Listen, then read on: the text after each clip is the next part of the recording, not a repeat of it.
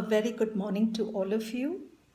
Independence Day greetings to you on the occasion of the 75th Independence Day celebrations. Dear children, it was on this day 75 years ago that the British had to quit India. Going back, the British had come to India as traders. But when they found that people were not united, kings were not united, the British took advantage of the situation and slowly conquered the whole country and they started ruling us. And Indians became slaves to the British. But at such a point, here and there, a few brave young men and women rose against the British, questioned the British, defied the British, and spoke against them. When this started happening, this influenced the other masses, the other people, and soon more and more Indians joined these leaders. And slowly it became the freedom struggle movement, and India was able to get its independence after about 70, 80 years of freedom struggle. So today we remember these great men and women, these martyrs who laid down their lives for our country. These were ordinary men and women sometimes soldiers, sometimes great leaders, but all of them had something in common. They had moral courage.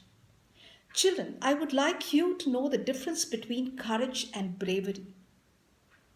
Bravery is a virtue, definitely. When you're brave, it means you can easily face physical challenges, pain, and other challenges. All our soldiers are very brave. Our firefighters, our policemen, they're all very brave. So we really respect them for their bravery. But bravery can be given by training. There is moral courage, courage of the mind, which has to come from within. That is the courage to stick to truth, to stick to righteousness, to point out what is wrong and not worry about the consequences.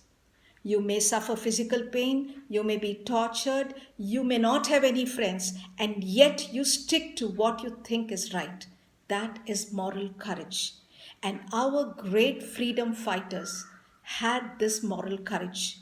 Be it Gandhiji, Balagangadhar Tilak, Subhash Chandra Bose, Maulana Azad, or coming back to our own state, we had Rani Velu Nachiyar, we had VOC Chidambaram, we had poets like Subramanya Bharati and national poet like Rabindranath Tagore, Sarojini Naidu. These people were bold enough to voice their views against what they thought was wrong. And nothing could make them change their mind. And this has a great deal of power. So a lot of people joined them and we were able to get our freedom.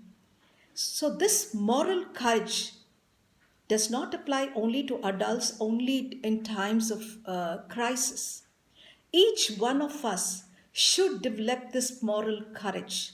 Moral courage has to come from within and needs a great deal of bravery and a sense of righteousness. For a child, what is moral courage? You need to have that quality if you always speak the truth. It's not always possible to stick to truth. When you know that everybody else is telling a lie and only you're the only one who speaks the truth, you need moral courage to stick to it. So children, we must be fearless to have moral courage. Moral courage should be developed, should come from within. We must always stick to what is right, come what may. So, to make it very simple for you, you must have the moral courage to say, I did not do the homework if you have not done it without giving a lame excuse. If you have broken something, you should have the moral courage to say, sorry, I broke it, instead of saying, I don't know who did it. So, moral courage can be seen even in a small child if the child strongly sticks to what is right and truth. And that also involves being fearless. So I think all of us should start being fearless, particularly for children. Do not entertain any fear. I remember what the poem written by Rabindranath Tagore. His famous poem starts with the lines, where the mind is without fear and the head is held high. He talks about India. He dreams of an India where the mind is without fear. So, children, we all need to be fearless, to speak the truth, come what may, face the consequences, but never change our stand. That means we have moral courage. So, on this occasion, when we pay homage to our great leaders, let us also take an oath that we shall consciously develop this moral courage and always stick to truth and righteousness. Jai Hind. Thank you.